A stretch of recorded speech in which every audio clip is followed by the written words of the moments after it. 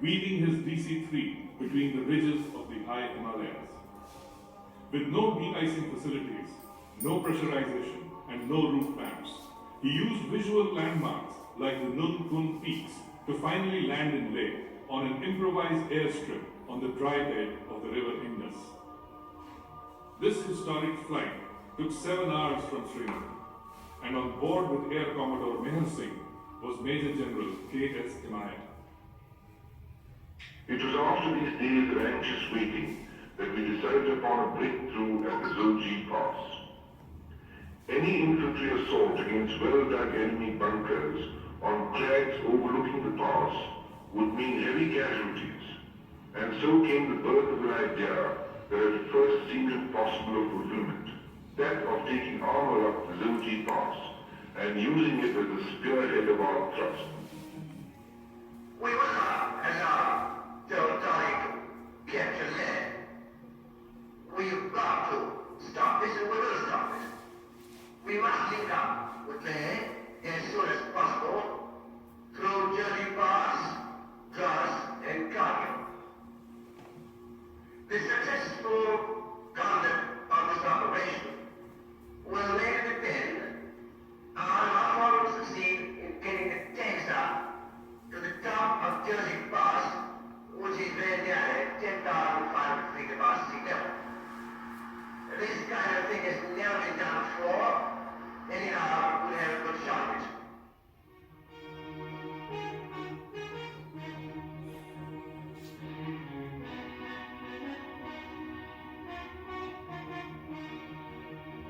No words can do justice to the unique skill and resourcefulness of our men who built the road up to the pass and took the armor and subsequently the guns up the steep and dangerous rock cliffs. On that fateful evening, October the 31st, as we went round the various camps at our base at Baltal, talking to men from unit to unit, there was writ on their faces that grim determination and singleness of purpose that sees every task through, no matter what the obstacles. They knew the heavy responsibility that rested on each and every one of them, and the immense strategic and political consequences of the operation that was carried out the next morning.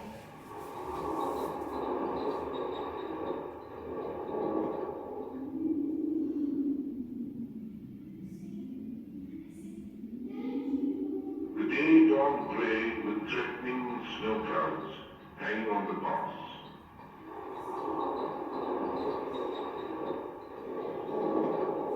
Timaya, in his typical fashion, understates the situation.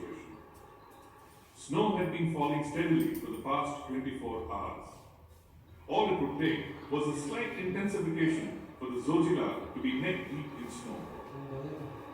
At a conference of senior commanders held on the 30th of October, there was a debate as to whether the operation has been scrapped. Today, with the benefit of hindsight, we know that had the opportunity not been seized, Ladakh would have been on the wrong side of the ceasefire line come January 1949. The decision ultimately fell on Lieutenant Colonel Rajinder Singh of the 7th Cavalry, whose tanks formed the offensive spearhead of Himaya's forces. Lieutenant Colonel Singh, on whose nickname Himaya had named the Operation Sparrow, said, "The attack must not be abandoned." HR was pushed back from midnight on the 31st to 10 a.m. on 1st of November.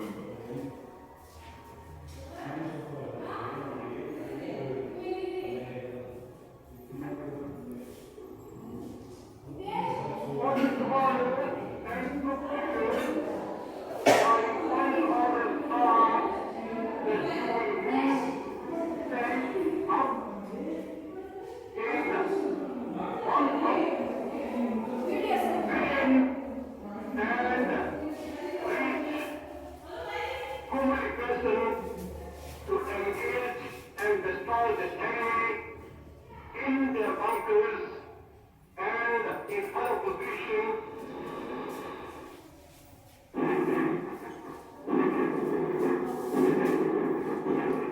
As infantry battalions were assembled in the rear, the armor set off, heading towards the crest of the pass.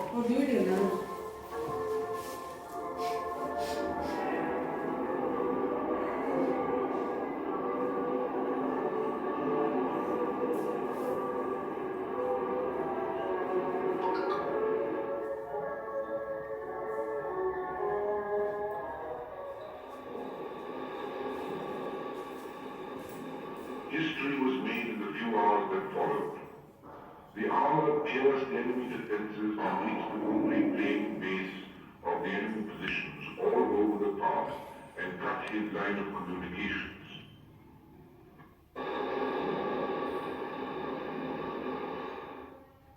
Having achieved complete surprise, the Danes opened up a murderous fire at the enemy positions and forced it to run in all directions, broken and thoroughly demoralized.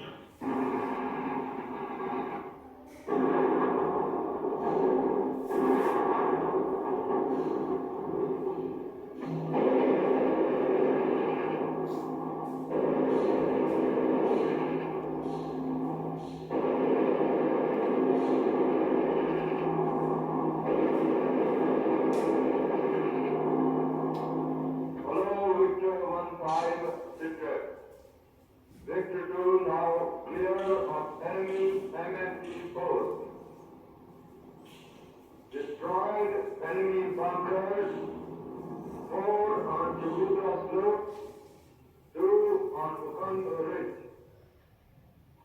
Entering Gumri Valley now.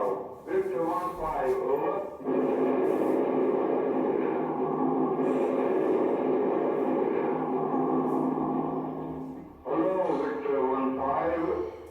Capture Gumri at figures 1430 hours. Enemy on the run. Over. As this news came through, one of the brigade commanders, who was at the pass, decided to push through his infantry.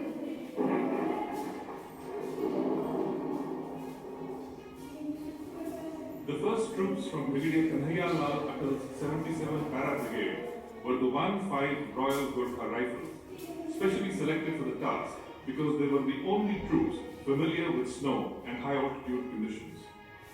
This apart, of course, from their tremendous fighting qualities.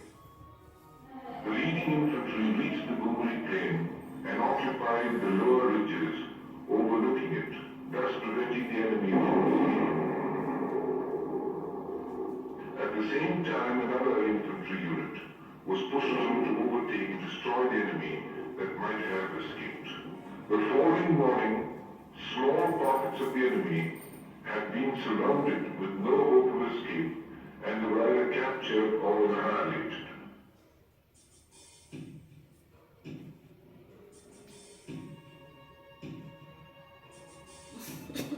Large amounts of arms and equipment fell into our hands. Mountain guns, mortars, ammunition, and clothing of all descriptions.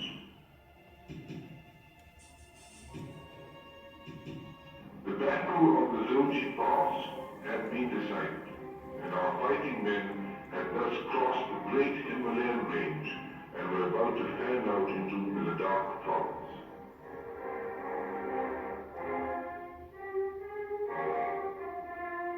In this deep rocky area between the Zoji Pass and Dras, the enemy made his last stand in well-prepared positions dug into overhanging cliffs. After a week of bitter Arctic conditions, the weather cleared up, giving us an opportunity to use our air power. The enemy was given continuous pounding by aircraft and artillery.